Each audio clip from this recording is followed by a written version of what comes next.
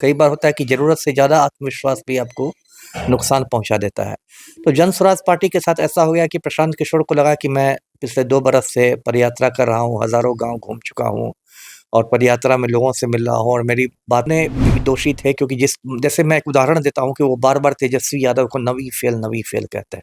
लेकिन नरेंद्र मोदी को कभी नहीं बोलते हैं कि चाय बेचने वाला जाहिल है। जबकि मोदी ने भी कोई ढंग की पढ़ाई नहीं की है, कोई 5 साल के लिए नहीं जीत रहा है, वो भी 12 महीने के लिए जीत रहा है।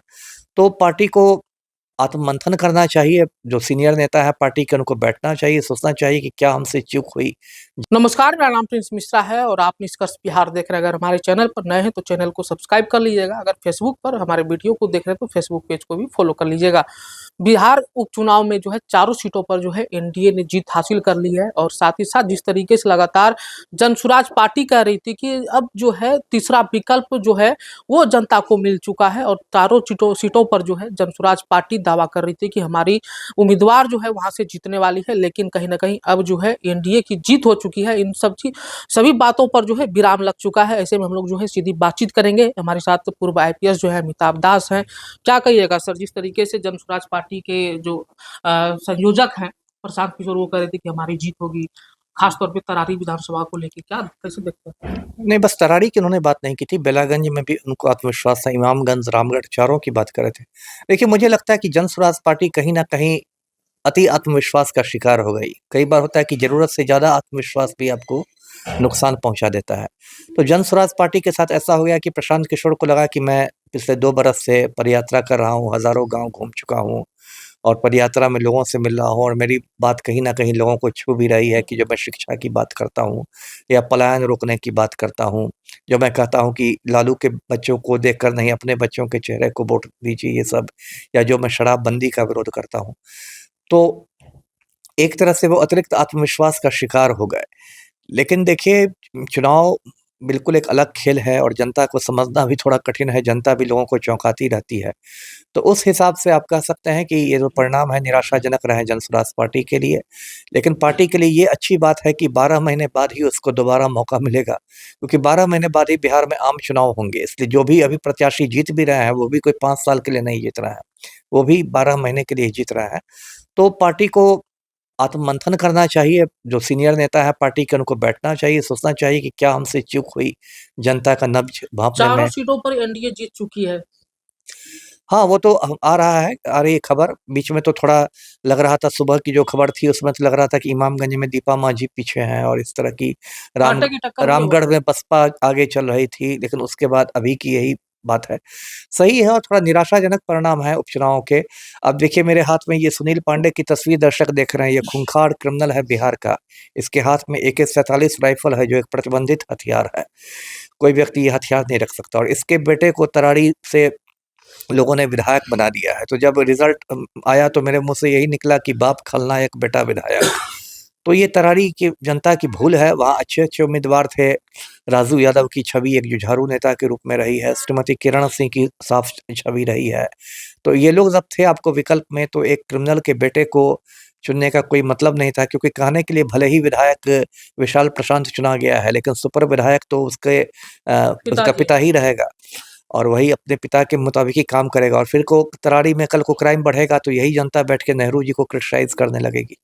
तो और वही बात बेलागंज की जनता के साथ हुआ है। बेलागंज की जनता ने मनोरमा देवी को जिता दिया, जो एक खूंखार अपराधी बिंदी यादव की पत्नी है, जिसका बेटा रॉकी यादव भी आपराधिक चरित्र का है।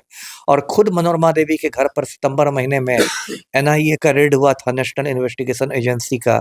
4.5 करोड़ रुपए ज़ब्त हुए, 8-10 हथियार ज़ब्त हुआ। इसके बावजूद यदि जनता की आँख नहीं खुल रही है, तब तो बहुत मुश्किल है। जी। लेकिन जिस तरीके से प्रशांत किशोर के ऊपर एक धब्बा लगा था कि विपक्षी कह रहे थे कि प्रशांत किशोर जो है बीजेपी का बी टीम है, क्या वो सही साबित हुई क्या? क्योंकि परिणाम तो उसी मुताबिक हुआ है। देखिए, ये इल्ज़ाम तो प्रशांत किशोर पर शुरू से लगाया जा रहा था कि बीजेपी की बी टीम है और कुछ हद तक वो अपने भी दोषी थे, क्योंकि जैसे मैं एक उदाहरण देता हूँ कि वो बार-बार तेजस्वी यादव को नवी फेल कहते हैं। लेकिन नरेंद्र मोदी को कभी नहीं बोलते हैं कि चाय बेचने वाला जाहिल है। जबकि मोदी ने भी कोई ढंग की पढ़ाई नहीं की है। तो जिस तरह से वो राजद पर ज़्यादा हमलावर थे, तो उससे एक मैसेज जा रहा था कि भाजपा की बी टीम है, एक वोट कटवा के रूप में काम करेंगे और इस बात को भी उनको सोचना चाहिए। अब जो तो पार्टी का साबित भी तो हो गई ना सर इस चुनाव में। हाँ, कुछ हद तक आप कह सकते हैं। कुछ हद तक आप कह सकते हैं कि उन्होंने इतना वोट काट लिया कि राजद को नुकसान पहुँचा लिया। मान लीजिए मोहम्मद अफज़ल ने वहाँ कितना 10-12 हज़ार वोट काट लिया, तो ऐसे वो माई समीकरण का वोट वो विश्वनाथ यादव को जाता। तो विश्वनाथ यादव का वोट काट के उन्होंने एनडीए को फ़ायदा पहुँचा दिया। तो कुछ हद तक ये बात सही भी है। जी। चलिए अंतिम सवाल लेते हैं महाराष्ट्र और झारखंड। महाराष्ट्र में ऐसे तो बीजेपी लीड कर रही है, लेकिन झारखंड में अभी पीछे चल रही है। क्या लग रहा है कि झारखंड में भी जिस तरीके से दावे की जा रही थी कि जो है सरकार एनडीए बनाएगी, लेकिन वहाँ जो है 30 सीटों पर भाजपा जो है लग रहा है कि सिमट गई। जी, बिल्कुल। महाराष्ट्र में भी भाजपा की जीत थोड़ी चौंकाने वाली है। वहाँ मुझे लग रहा था कि इस बार इंडिया गठबंधन बाजी मारेगा। उद्धव ठाकरे के प्रति जैसी सहानुभूति थी, अब क्या हुआ आजकल तो ईवीएम पर भी बहुत शक होता है।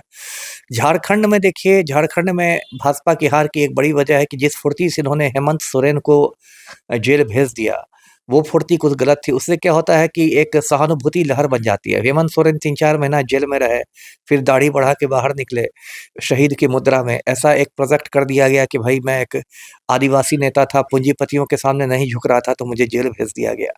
तो कई बार होता है कि आप किसी को नुकसान पहुँचाने के चक्कर में आप उसके प्रति सहानुभूति पैदा कर देते हैं, और उसी सहानुभूति फैक्टर का लाभ वहाँ पर हेमंत सोरेन को मिला है झारखंड में। जी।